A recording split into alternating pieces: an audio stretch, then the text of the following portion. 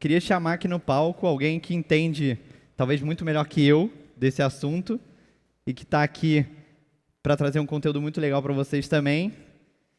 Meu sócio e fundador do Grupo Primo, uma salva de palmas calorosa para Thiago Nigro. E aí? Bom? Valeu. E aí, pessoal, tudo bem? Como estamos? Estamos bem? Sim ou não? Muito bom, é isso aí. Galera, tô feliz de estar aqui mais um ano. Poxa, todo ano eu vejo essa conferência crescendo, não só em número de pessoas, né, mas crescendo em relevância mesmo. Cada ano mais relevante, né? Cada ano mais relevante, cada ano mais cliente, cada ano mais AUM. Eu não sei o quanto vocês têm de cor esses números, mas a gente está com mais ou menos 19,2 bi agora. A gente fechou o ano com 18,3. A gente fechou o ano anterior com quase 7, o ano anterior com 2, o ano anterior com 100 milhões. Eu nunca vi isso acontecer em toda a minha vida. Nunca. Então a gente realmente está fazendo algo que nunca foi feito. Nunca alguma consultoria ou algum braço que cuida de investimentos, de fato, teve uma velocidade tão grande quanto a nossa. Então eu tenho convicção e certeza que a gente vai chegar muito, muito longe. Não tenho dúvidas nenhumas. Dúvidas nenhumas é feio, né? Tá errado, né? Dúvida nenhuma, né? Boa. Turma, o que eu poderia falar aqui para vocês, né? Eu sempre fico tentando enxergar de longe um pouco de... Tentando enxergar um pouco de o que está faltando para a gente chegar lá, né? Será que tem alguma coisa que está atrapalhando a gente? Será que tem alguma coisa que está tirando o foco da gente? E aí tem um cara chamado Goldratt. Alguém já ouviu falar no Goldratt? Quem já ouviu? Ninguém? Ele tem um livro onde ele fala da Theory of Constraints. Ele chama de TOC. Tem um livro muito legal chamado A Meta. Alguém já viu esse livro? É um livro impressionante, né? E ele fala que basicamente, você pega uma corrente e você puxar ela muito forte, ela vai estourar em algum momento, não vai? Aonde que ela vai estourar? No elo mais fraco. Na empresa, a gente tem um processo, tem um fluxo. E quando a gente olha para esse fluxo, tem sempre alguma parte desse processo que está mais fraca, que realmente está defasada. Então, eu capto muito lead, eu faço muita reunião, eu converto pouco, poxa, eu tenho que mexer no formato, na metodologia de fazer reunião para melhorar a minha taxa de conversão. Eu trago muito lead, eu faço muita reunião, eu abro muita conta, mas todos eles são pequenos. Cara, eu preciso mexer no lead que eu estou trazendo. Preciso trazer um lead mais qualificado. Então, eu sempre vou olhar para o meu fluxo e vou tentar atacar no elo mais fraco da minha empresa, né? E aí tem um livro muito legal chamado Essencialismo. Alguém já leu Essencialismo aqui? Baita livro. E ele fala de escoteiros, né? Então tem uma filinha de escoteiros e nessa fila de escoteiros tem um moço que estava por último. Esse moço que estava por último, ele era mais gordinho. E aí o que aconteceu? O moço era mais gordinho, e aí como todo mundo tinha que andar meio que junto, eles olhavam para trás, e o moço estava lá atrás. O que ele fazia com o time de escoteiros?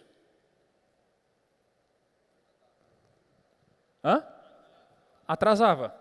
Então, o que eles pensaram? Caramba, se eu pegar de todos esses escoteiros e eu mexer em apenas um deles, no que está mais pesado, e eu deixar ele mais leve, todos vão andar muito mais rápido, certo? Ou seja, se eu meter um monjaro no gordinho, vai todo mundo mais rápido, não é? Ou seja, na nossa empresa, eu preciso meter o monjaro nos processos que estão atrapalhando. Concorda comigo? Sim ou não? O que está atrapalhando hoje a nossa empresa?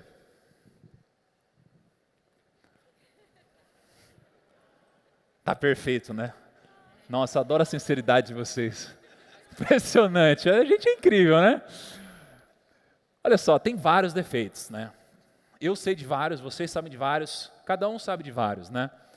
Mas um dos defeitos que mais tem me incomodado é o seguinte: a gente está errando na comunicação.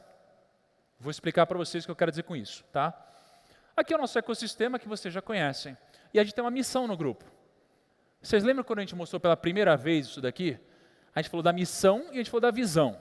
A missão é o que a gente faz hoje. O que a gente faz hoje? A gente oferece soluções de investimentos e produtos educacionais que transformam vidas. Essas são as duas coisas que a gente faz. É hoje. Se é hoje, é o ponto A ou é o ponto B? Ponto A. Beleza. Essa é a nossa visão. A visão é ser o maior ecossistema de educação financeira e consultoria de investimentos do Brasil. Isso aqui é o ponto A ou o ponto B? Ponto B, é lá que a gente quer chegar. Isso daqui não foi criado hoje. Isso daqui foi criado há alguns anos já. Então essa visão era a nossa direção desde lá de trás. Está todo mundo buscando isso daqui.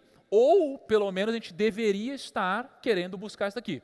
Então, sempre que a gente toma uma decisão, a gente está tomando uma decisão para chegar lá, no ponto B. Porque a gente não chegou aqui ainda. A gente quer chegar aqui. Então, quando o Yunus vem aqui e apresenta uma série de novidades e ferramentas, para que ele está fazendo isso? Para a gente chegar lá.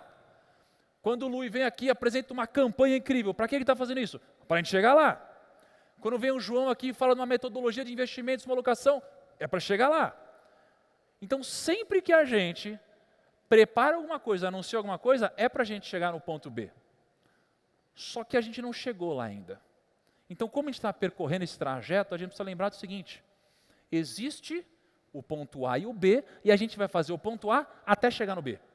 Então, a gente vai oferecer essas soluções de investimentos e produtos educacionais que transformam vidas até sermos o maior ecossistema de educação financeira e consultoria de investimentos. A linha parece reta. Então, se eu pegar essa flecha, pensa que essa flecha é o foco, é o grande foco. Eu tenho um foco extremo numa única direção. Se eu tiver um foco extremo numa única direção, vocês concordam que a chance é maior de eu chegar lá? Sim ou não? Mas se eu estiver botando energia em vários caminhos, a chance é mais baixa de eu chegar lá, ou eu vou demorar muito mais, não é? Porque no final das contas, eu vou ter desperdício de energia. O que está acontecendo hoje é isso. O que está acontecendo hoje é isso daqui, é isso que a gente está passando hoje. Claro que a gente está crescendo muito, recorde. Ninguém no Brasil cresce como a gente cresce, disparadamente. Eu lembro que uma vez, quando estavam para anunciar o ranking da XP, por exemplo, da nossa posição dentro da XP, eu cheguei e falei com o Guilherme, falei, cara, a gente vai ganhar? Aí ele veio no meu ouvido e falou assim, ó, com certeza. Eu falei, sério? Ele falou, vocês são 5 vezes maiores que o segundo lugar. E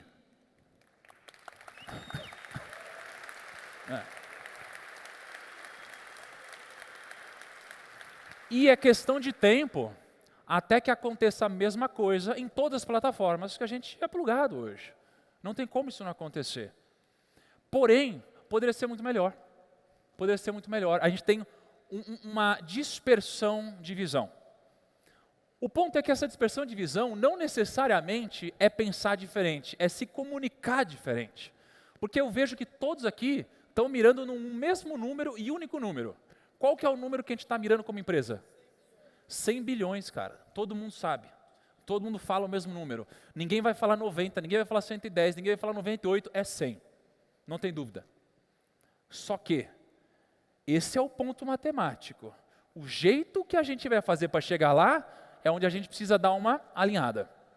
Que eu vejo a gente falando de formas diferentes, coisas um pouco diferentes, tá?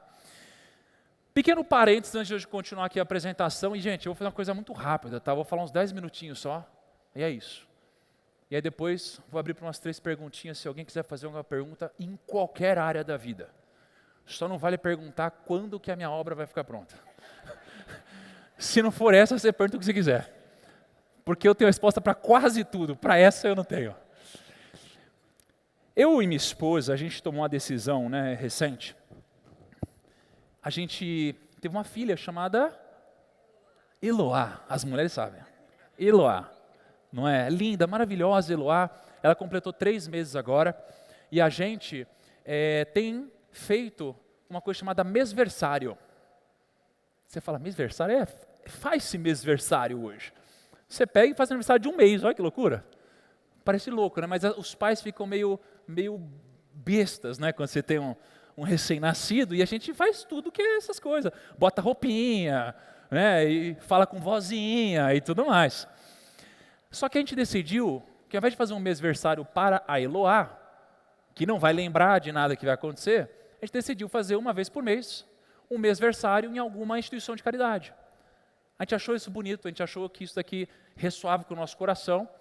E aí, primeiro mês a gente fez um com uma instituição, segundo mês com outra, fizemos lá com a Casa Ronald, e a gente fez agora essa semana com 2 instituições, a gente levou 100 crianças para lá, né?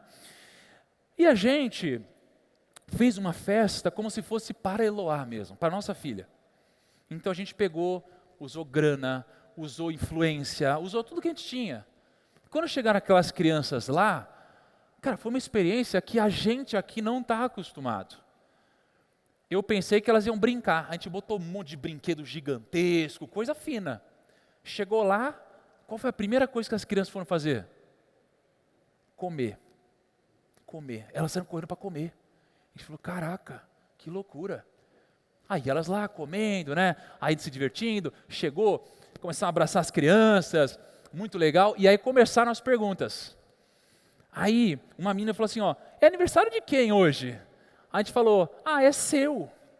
Aí ela, é meu mesmo. A gente falou, nossa, peraí, será que é mesmo? Ela falou, sim, é meu aniversário.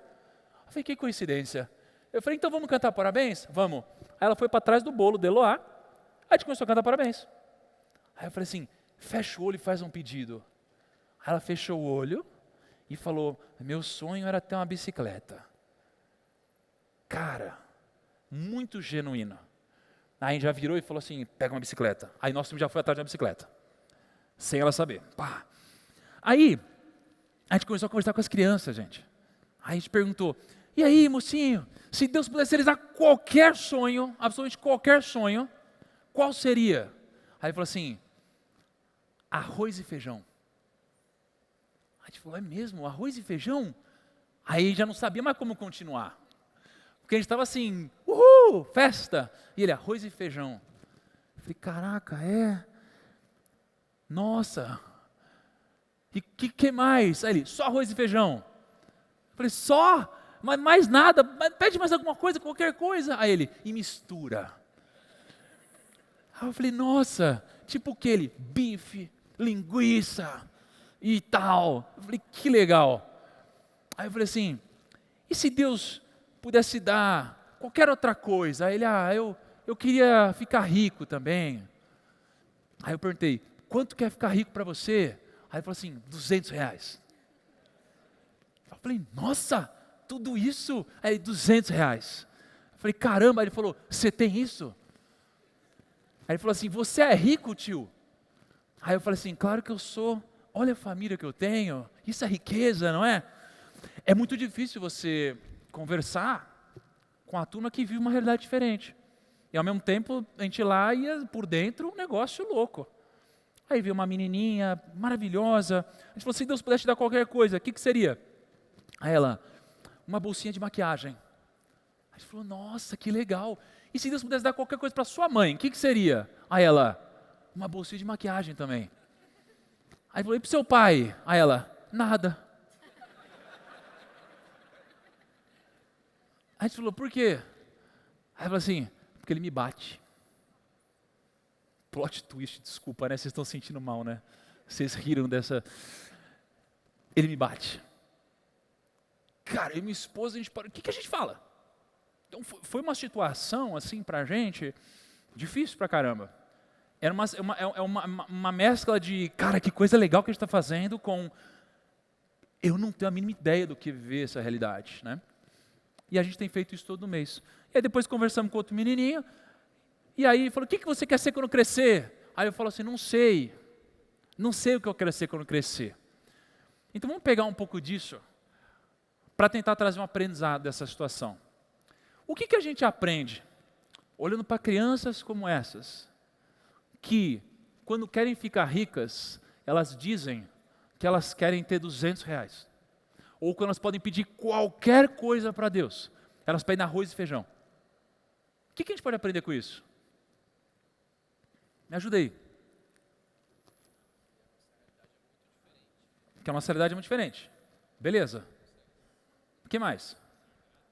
Ser grato. Beleza. Mas o que mais? Com business eu estou falando. Com business. O que mais? O que que não é dinheiro, tem que ter propósito. Tá, mas como business, qual que é o aprendizado além disso com business? Hã? Cada um tem uma dor. Entendeu o que o cliente quer?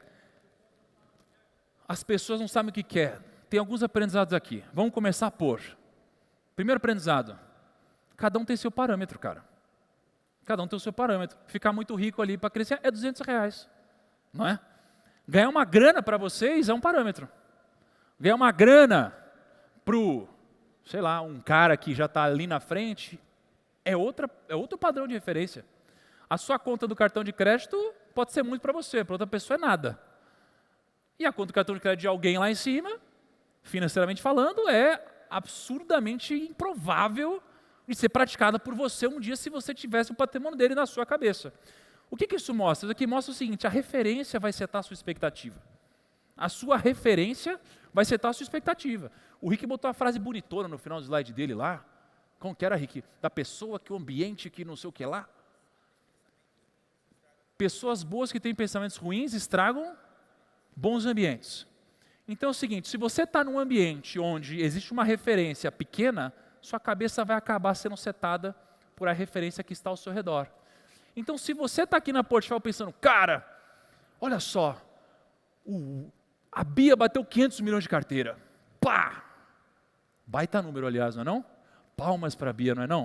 500 milhões é loucura. Animal. Muito louco. Animal. Aí você está pensando, eu quero bater 500 milhões de carteira, isso aqui é muito. Gente, tem gente que eu conheço com mais de 10 bilhões de carteira. Você não tem que mirar em 500 milhões. Você tem que mirar lá em cima. Você tem que botar uma coisa lá na frente. Quando a gente criou o plano do 100 bi, a gente não tinha 10 bi.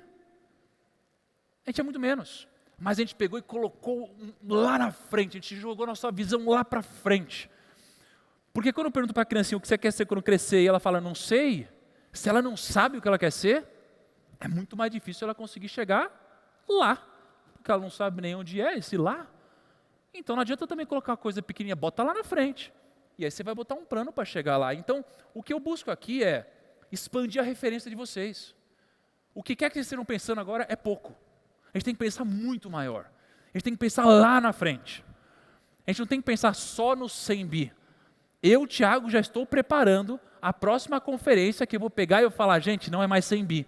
O número é 1 tri. Pá! Aí você vai falar, impossível. Aí passa mais 2 conferências, eu vou falar, caramba, estamos on track. Então, o negócio que a gente precisa fazer é se ajudar a expandir a nossa referência e alinhar a visão. E quando eu falo de alinhar a visão, temos divergências na comunicação aqui. Ou seja, a gente chega, imagina que eu estou aqui em Portugal e eu falo, a malta vai de comboio, dá uma curva no fim de semana, bué giro, né? O que significa isso? Alguém traduz aqui, vai? Está em português de Portugal.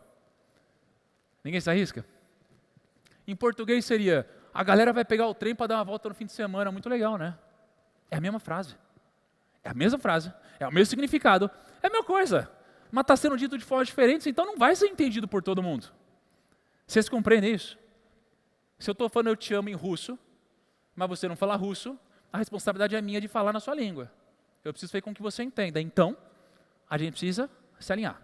A gente precisa se entender. Alinhamento é a coisa mais importante de uma empresa, se a gente estiver na direção certa. Faz sentido até aqui, sim ou não? Beleza. Dito isso, olha só a cagada. Eu vejo vocês falando várias vezes sobre isso. O cliente fica confuso, né? O cara está assistindo o Bruno Perini, o Perini fala assim, meu, compra tudo em Bitcoin. Aí tá lá pro Thiago, fala assim, bicho, IPCA praia, pratinha toda semana. Aí o cara chega, passa ele no curso, aprende a montar uma carteira, aí ele faz a Finclass, tem fundos na alocação, aí chega na ponta para vocês e fala, e aí, o que eu faço? Você fala, tudo diferente. Ele fala, você está errado, porque eu sigo, eu acredito em não sei quem e tal. É bagunça, não é?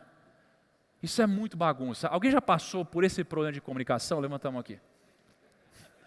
Nossa, gente, eu não esperava tanto também. Era só um pouquinho. Ou seja, é pesado o negócio. Tem um cafezinho, por favor? Então, eu queria alinhar esse negócio. a gente precisa unificar a visão, ponto A até o ponto B. E eu sei que talvez não seja uma coisa tão gigantesca assim o que eu vou falar. Eu vim para trazer uma pequena mensagem, é simples, é direta, é prática, tá? Basicamente eu sentei com essas duas pessoas, né? Eu sou um deles. Sentei com esses belos homens. Com o João, que tá bonitão nessa imagem, não é não? Rapaz.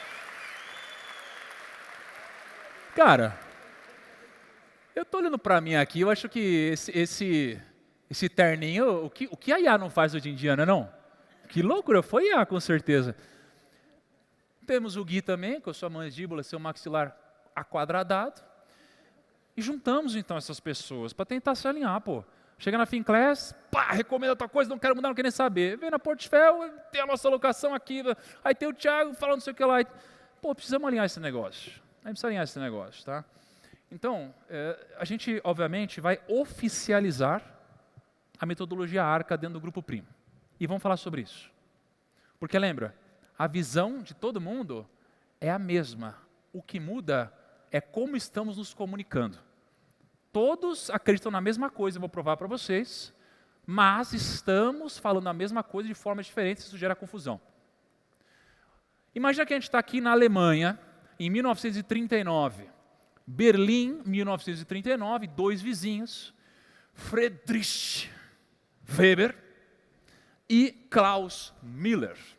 Ambos aqui são alemães, o mundo está prestes a entrar na Grande Guerra Mundial, ou seja, o pau vai quebrar.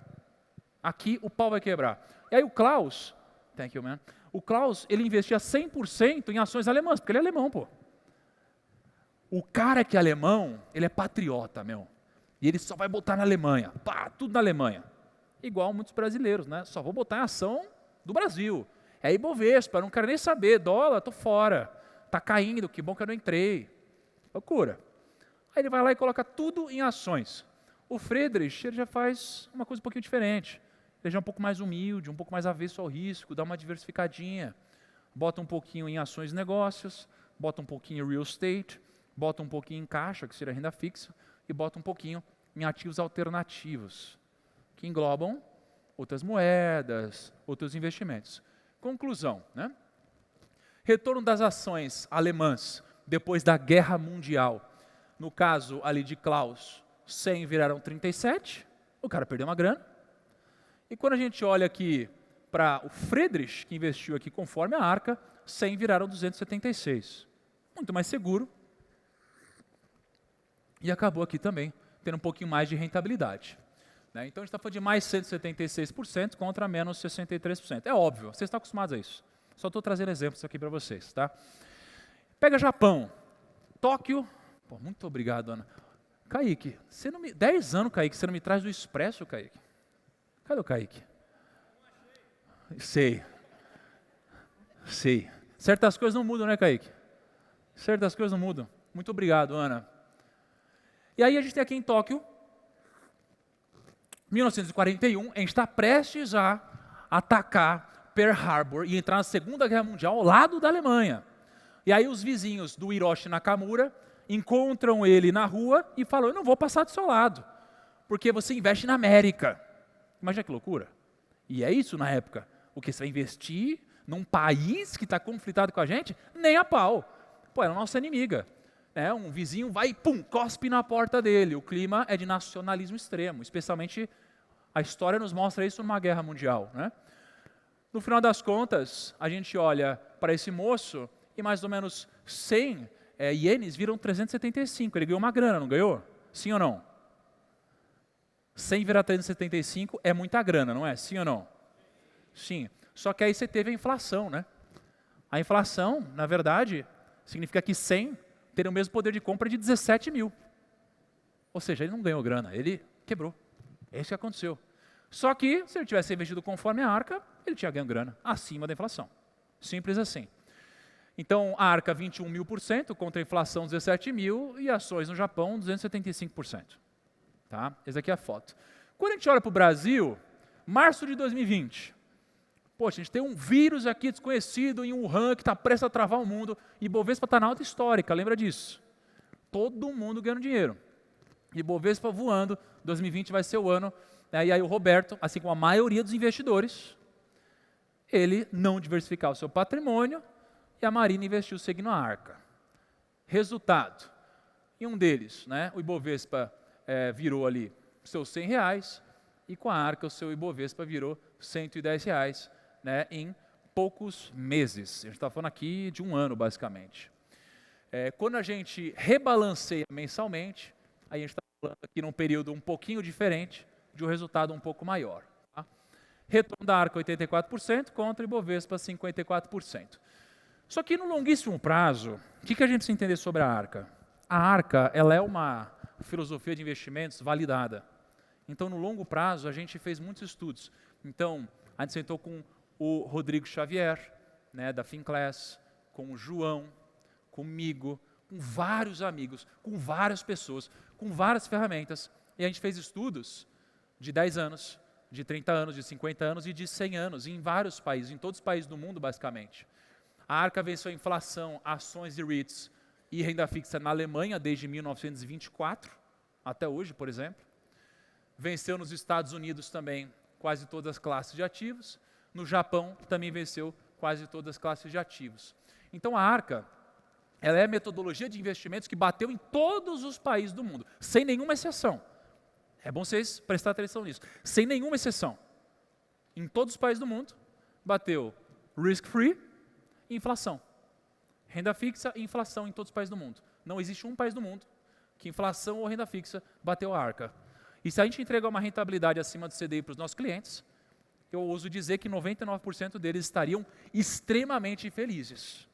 Porque é um benchmarking, aqui no Brasil é super valorizado para os nossos clientes. Tá? Esse é o fruto de um estudo de quase um ano que eu queria que vocês vissem. É um estudo que não tem dados para chegar aqui de uma forma organizada. A gente precisou pegar jornais antigos, revistas antigas, livros antigos, Bloombergs, várias fontes diferentes, agregar isso tudo, fazer uma série de coisas para a gente poder encontrar esses números. Aqui é o resultado dos últimos 100 anos. Isso aqui são 100 anos de estudo. Nunca existiu no mundo, vocês podem pesquisar, não existe no mundo um estudo como esse. Esse é o primeiro estudo feito no mundo e feito aqui na Portfel. Vocês têm noção disso? Por quê? Porque para a gente, no final das contas, é importante que a gente tenha segurança da nossa filosofia de investimentos. É parte do nosso produto para o cliente. Né? Então, olha ali, nos Estados Unidos, a Arca, nos últimos 100 anos, rendeu 6,7%, a inflação foi 2,8% e a renda fixa foi 3,9%. Mas Estados Unidos é uma dinâmica diferente. Né? Se eu pegar a Itália com uma taxa de juros mais alta, é a mesma coisa. No Japão, a mesma coisa. Na Suíça, na Alemanha, em todos os países, a Arca bateu a renda fixa e a inflação. Tá? Isso daqui é o que eu queria mostrar para vocês. Quais são, então, as premissas da Arca? E são as premissas que todos nós concordamos. Basicamente, não temos market timing, a gente não faz market timing aqui na Portfel. A gente busca um custo justo para o cliente, por isso até que a gente não trabalha com modelo comissionado ou conflitado.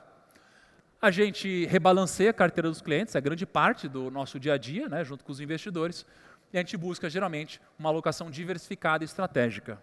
É isso que a gente, de fato, faz na Portfel. Tá? E como que é a filosofia, então, da Finclass, da Portfel e da Grão? Na verdade, essa é a filosofia do Grupo Primo. Todas as empresas do Grupo Primo seguem essa filosofia daqui para frente, e ninguém pode falar como se outra filosofia fosse a de qualquer uma das nossas marcas. Essa é a filosofia de todas as empresas do nosso grupo. Essa é a nossa filosofia de investimentos. Tá? Como que isso daqui impacta o dia a dia de vocês? Praticamente de forma alguma. Pelo contrário, eu acho que a gente passa agora a ter uma história, uma narrativa, quando a gente vai falar para o cliente sobre como que a gente de fato aloca recursos. Porque todas as casas de análise, consultorias e casas de investimentos, eles sempre falam a mesma coisa. Asset allocation, diversificação, Sharpe e etc. Não tem história, não tem narrativa. A gente passa a ter uma narrativa. Tá? Na prática, a alocação permanece desse jeito. Tem uma pessoa que não costuma falar muito em público, mas eu adoro colocar uma pressãozinha nas pessoas, porque isso faz elas melhorarem. Então eu queria que vocês, com muitos aplausos, recebessem o João pela primeira vez aqui no palco. Vem para cá, João, um pouquinho. É, Johnny Man! Belas meias, João. É da Vanguard? É da Vanguard, é isso aí. Caraca, tem um microfone pro João aqui? Cara, olha, reparem nas meias de Johnny Salles. É impressionante. Mais alinhado impossível, que essa meia aqui é presente da Vanguard, inclusive, ETF, custo justo. Cara, você então fala Vanguard. Vanguard, exatamente.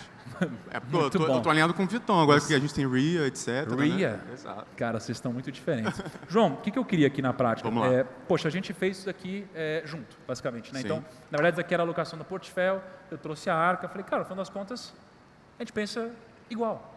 Né? Então, a gente não precisou, na verdade, mexer nada, com uma única exceção aqui, para a gente poder adequar isso. Né? Pô, eu queria que você falasse um pouquinho para a turma sobre se, de fato, isso daqui muda ou não o jeito de investir da portfólio. Eu queria que você falasse um pouquinho sobre o que você acredita, sobre isso tudo que a gente mostrou. Você participou de boa parte disso, até porque você está falando com os consultores no dia a dia sobre alocação. Então, eu queria que você passasse um pouco da sua impressão para eles. Perfeito. Pô, primeiro, obrigado, Thiago, pelo espaço aqui para explicar. Cara, eu pensei aqui numa brincadeira, né? O Matheus falou que eu sou o Zagallo, né? Então, 58 só foi ganha com o Zagallo e com o Pelé também, né? Então, cara... Eu sou o Pelé? Com certeza. Com certeza, né, cara? Rapaz, muito bom. Com certeza. Vamos nessa, vamos nessa. A cor é parecida. Olha do onboarding. Vamos lá, pessoal. Novo onboarding aqui. Mas, brincadeira, pessoal, não vai mudar nada. Né? No final, a gente fez um grande rearranjo aqui, porque, como o Thiago falou, é a mesma coisa. A gente não faz market timing, a gente sempre busca um custo justo. Né? Cara, o grande exemplo disso é o fundo da Arca, né? Tem uma taxa de administração de 0,58, baratíssimo. Né? A gente nunca acreditou em produtos muito caros, com taxa de performance, etc. O nosso movimento, como vocês estão carecas de saber aqui, é cada vez ir mais para o lado do ETF, que é barato, que é mais personalizável, né? Para trazer mais tranquilidade para vocês, trazer mais personalização para vocês. Então, em termos de alocação, no final ali, foi um grande rearranjo. Né? No final, acho que o principal aqui seria o C, por exemplo. O C, historicamente, na Arca, era só pós-fixado, que seria caixa. A gente vai mudar para cash, para a gente englobar também pós-inflação e pré. Certo? No final, a gente teve essa pequena mudança, mas falando do grupo como um todo mundo vai falar a mesma língua agora. Certo? O A, ações e private equity, não muda nada. Long bias vai morrer, tá, pessoal? Vai virar tudo ações, só para simplificar e trazer mais tranquilidade para vocês aí. Tá? O real estate, imobiliário, sem mistério aqui. A nossa preferência, obviamente, usar em carteiras de usufruto, né? Aquela questão dos dividendos, etc. Tá? Mas o R continua ali, obviamente, reparem que não mudou absolutamente nada em relação a percentuais. Tá? O que é legal que eu queria mostrar para vocês, assim, porque um dos grandes questionamentos que eu tive, eu e o João, foi o seguinte: cara, mas uma pessoa que é conservadora, como que ela vai investir na Arca? Exato. Simples. Uma pessoa conservadora, ela vai ter 0% no A, 0% no R, 0% no último A e 100% da alocação dela vai estar ali. É isso. Olha que coisa simples. E você também trabalha a evolução dessa pessoa aqui no grupo, né? Do tipo, ela começa ali como uma pessoa conservadora ou como C, né? Mas ela pode evoluir ali para um moderado, para um equilibrado, que você já vai ter o A final ali, né? Depois para um arrojado e um agressivo, que é a Arca mais pura, que você teria basicamente tudo. Certo? Então, basicamente, é isso, Thiago. É isso. A língua, agora todo mundo fala o português brasileiro, todo mundo entende a mesma coisa aqui. A ideia é essa. Muito bom. Certo? Johnny, você é um belo orador. Parabéns, cara. Obrigado, viu? Obrigado, meu Valeu, querido. Johnny Man. Então, assim, na prática, o que muda aqui? Poxa, a gente vai alocar como a gente sempre aloca, o perfil do cliente, e dentro desse perfil, poxa, se ele está no perfil arrojado, a gente vai verificar o quanto que ele vai ter no A, quanto que vai ter no R, quanto que vai ter no C, quanto que vai ter no A. E dentro disso, a gente tem um range do jeito que vocês estão acostumados, então não muda nada. A única coisa que muda é alinhamento, desde a ponta de conteúdo até a ponta final, onde a gente atende cliente, e junto disso, a gente vai preparar vários materiais para mandar para vocês, bacanas, trazendo uma narrativa, uma história, porque a portfólio ela não vai carregar só um asset allocation, ela vai carregar uma filosofia de investimentos única, registrada, validada e indiferenciável, porque nenhuma outra consultoria vai ter a filosofia que a gente tem. todas as outras têm asset allocation de uma forma eficiente, etc. A gente vai ter uma história única com vários exemplos. E aí, para finalizar aqui, eu quero dizer para vocês que está em produção, para todos os nossos colaboradores, para todos os nossos clientes e para todos os stakeholders do grupo e para a secretária que entrar para trabalhar no Grupo Primo e para o segurança que trabalhar no Grupo Primo, que, aliás, é uma profissão extremamente importante, pelo menos na minha vida, o motorista que vai trabalhar, o moço que for ajudar aqui no evento, a moça que for servir café, os consultores de investimentos, os gestores, todo mundo que entrar para trabalhar no Grupo Primo vai receber no onboarding esse livro, porque esse livro carrega a filosofia de investimentos que vai levar a gente, não até o 100 bi, mas até os 1 tri e os próximos também.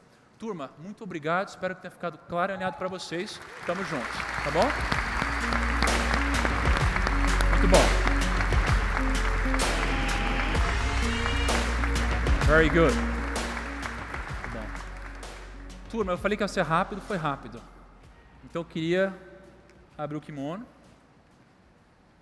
e abrir para 3 perguntinhas que vocês querem fazer em qualquer área, em qualquer ponto. Porque logo depois a gente vai para uma parte muito legal aqui também. Então eu vou entregar para o Lu e teremos surpresas e etc. Mas antes queria abrir para 3 perguntinhas. Quem quer começar? Ali atrás. Ó.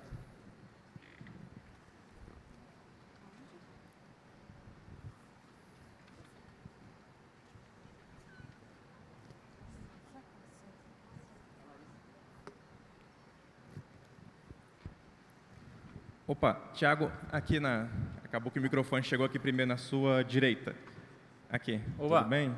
E aí, cara? Bom, em primeiro lugar, parabéns aí pela apresentação. Achei que... eu sou novo aqui na Porchel, tem menos de 2 anos, tem 1 ano e pouco. Mas estou muito feliz de estar aqui.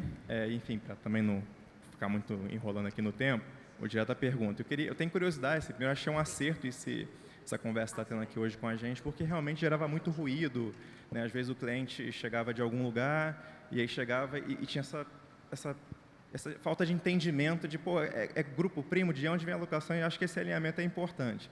E minha pergunta, né, detalhando um pouco mais esse processo, queria entender como é que é esse bastidor, como é que é essa conversa das equipes de alocação, se o Gui Cadanhoto também conversa com o João, se vocês envolvem o ecossistema todo do grupo para gerar as recomendações de investimento. Enfim, acho que é um bastidor que é interessante, eu não conheço e fico curioso de conhecer. Se puder compartilhar um pouco do processo. Cara, eu acho que aqui a pergunta vai ser melhor respondida pelo João, que adora subir no palco para responder, né, João?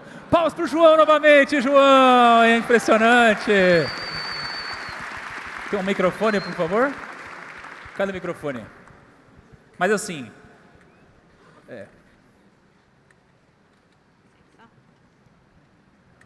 Vamos lá. João, ele perguntou sobre como é o processo de picking, né, basicamente. No final, obviamente, existem coisas que fazem sentido, né? Tem 2 lógicas aqui. A lógica de filosofia, que obviamente todo mundo fala a mesma língua.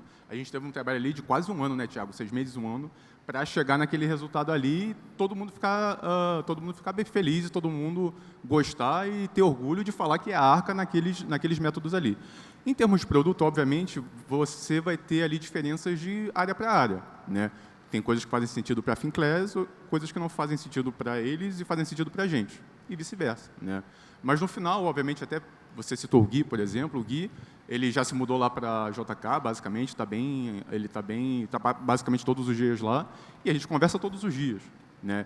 Ele dá, cara, opiniões, cara, esse ETF aqui é legal, esse aqui não é, mas, obviamente, existe uma conversa, né? Em termos de produto, vai ter um certo nível de diferenciação, não tem como fugir disso, mas existe uma conversa, sim. Em termos de diligência em si, aí são times apartados. Tem o time da Finclass e o meu time aqui da Portfel, certo? Aí, mas, obviamente, existe essa conversa. Né? Contribuindo um pouquinho aqui também com o que o João falou, a gente tem que separar o que é filosofia e o que é ativo. Filosofia de investimentos fala sobre percentual da carteira em cada classe de ativo, e depois disso a gente tem percentual de cada classe de ativo em cada subclasse, e depois disso a gente tem percentual em cada ativo, certo? Perfeito. A filosofia é a mesma, Arca. Ou seja, a Finclass, ela vai ter na área logada dela recomendações dentro do A, recomendações dentro do R, recomendações dentro do C, recomendações dentro do A. Quantos por cento em cada um? Vai depender do perfil do investidor. E o que vai ter lá dentro? Vai depender do analista, que pensa diferente do João. São perfis de públicos diferentes também. Lá eles querem saber uma ação específica, eles pagam para ter análise. Aqui é diferente. Geralmente é outra cabeça. Então a filosofia do grupo é a mesma, os ativos que vão ser colocados dentro de cada classe são diferentes e dependem de cada área. A Grão tem o seu gestor que vai escolher os seus produtos, que aliás está indo muito bem. O fundo da Grão, com 4 anos de histórico, está com 120% do CDI. Isso é muito bom. Líquido de taxas já. Na Portfel a gente vai ter o João aqui com a alocação, que vai passar os produtos diligenciados para cada classe. E na Finclass a gente tem os analistas. Então o Ricardo, analista de fundo imobiliário, ele vai dizer quais são os fundos imobiliários recomendados para a classe de real estate. Quantos por cento o cliente vai ter de real estate? Vai depender da análise da Finclass. Entendeu? Então a filosofia é a mesma e os ativos vão depender de cada um. Perfeito, muito obrigado. Beleza? Valeu, cara. Próxima pergunta. Ali. Oiê. E aí? Acho que indo na linha do... Nossa, que alto. Indo na linha do cliente que questiona as diferentes comunicações ali do Bitcoin Cooperini, Tesouro IPCA versus a alocação da Portfel. Dá um pouquinho a visão para o pessoal do que você diria para o cliente que traz a objeção de: poxa, então se o Grupo Primo inteiro implementar a Arca, não é melhor eu só contratar a Finclass e fazer a carteira recomendada da Finclass para o meu perfil? Por que então eu contrataria a Portfel? Você trouxe vários conceitos juntos aí, né? Primeiro você veio do: não, mas o Perini está colocando muito em Bitcoin, o que eu falo para ele. Aí depois, bom, mas se o grupo inteiro usa a Arca, por que eu não vou só pagar a Finclass? Né? Primeiro a gente precisa ter clareza que o valor agregado de um cliente que tem um consultor é muito diferente de um cliente que pega uma recomendação estática e executa por conta. Né? Na minha leitura, eu, Thiago Niro, o que eu percebi? Pô, eu sou um profissional do mercado, eu vivo disso. Só que o meu tempo me dá muito mais ROI trabalhando do que cuidando das minhas aplicações. Então, eu posso cuidar das minhas aplicações e na Finclass. E talvez eu até ganhe um pouco mais. Só que o quanto eu vou economizar de taxa e vou deixar de fazer dinheiro é muito alto em termos de custo-oportunidade. Então, são perfis de clientes diferentes mesmo. Tá? Eu acredito que todo cliente ele deveria ter, em algum momento, quando ele chegar num determinado patrimônio, um financial advisor, um consultor de investimentos. Porque não vale a pena para ninguém cuidar do próprio dinheiro, a não ser que seja o seu trabalho isso daqui. Porque para a pessoa ter um grande patrimônio, em tese ela deveria ter uma renda alta. E para ter uma renda alta, o custo-oportunidade dela fica alto, para ela ficar brigando por centavos e abrir mão de fazer dinheiro. Tá? Então, assim, eu acho que o valor agregado é extremamente diferente. E são coisas com perfis de risco e atendimento completamente diferentes também. O que eu, Thiago Nigro, busco pelo patrimônio que atingir, geralmente é um accountability de quem está do outro lado. Então, eu prefiro ter um consultor para eu poder, em outras palavras, culpar. Ou seja, cara, o que eu faço? Faz a transferência para mim. Cara, se der algum problema na transferência, tem alguém responsável. Se eu faço, cara, já posso me embolar, eu preciso ter alguém para cuidar de mim, entendeu? Para fazer um papel de tempo. Então, para mim, são clientes completamente diferentes. Mas a resposta geralmente é: por que eu não vou lá e assino? A resposta geralmente é: mas se você acha que você vai ter tempo para fazer isso, se você acha que isso é melhor para você, com certeza vai ser mais barato. Só não digo que vai ser o que vai te trazer mais retorno. Porque eu tenho uma base limitada de clientes, justamente para poder te dar o melhor atendimento possível. E o que eu posso te dizer é que eu não costumo perder nenhum cliente, e isso mostra que os clientes estão contentes comigo até hoje.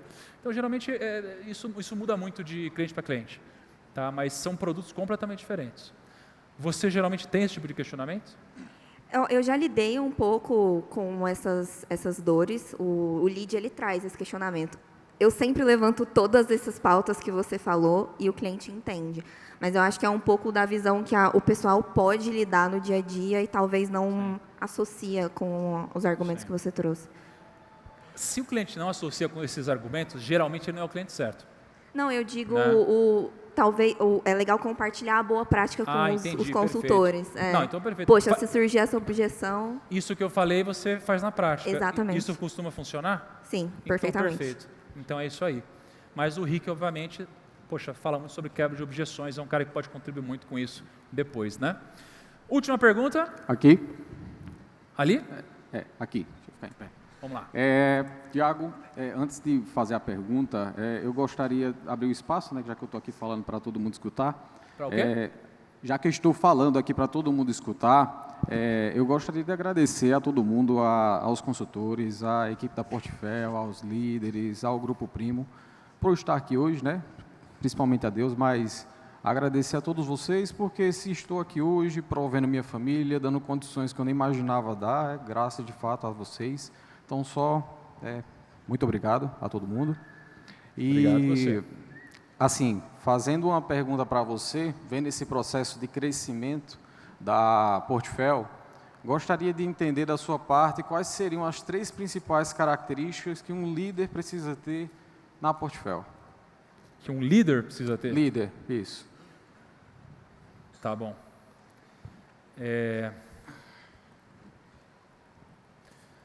Cara, primeiro de tudo, um líder, ele precisa entender assim, qual que é a diferença geralmente de um grande líder para alguém que não é um líder em si, né?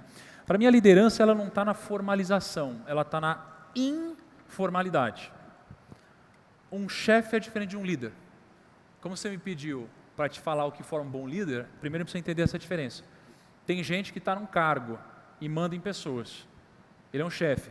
Um líder, às vezes, não está num cargo e é visto como um líder, como uma referência para que as pessoas recorrem. Um líder, então, geralmente, em primeiro lugar, ele é um bom exemplo. Um líder é um bom exemplo, né? Então, ele é um bom exemplo, ele é um bom testemunho, ele é um cara que age antes de estar, ele age sendo um. Então, ele é um líder antes de ser formalizado como um líder. Isso é importante. Ele é um bom exemplo. O que é um bom exemplo? Depende do que você faz. Você é um consultor, um bom exemplo é chegar mais cedo que todo mundo, ir embora mais tarde que todo mundo, entrar na trend da turma de ficar desligando a luz por último lá, que é loucura. É você ligar mais que todo mundo, é você pedir mais indicação que todo mundo, é você captar mais que todo mundo. Geralmente é isso, esse é um bom exemplo.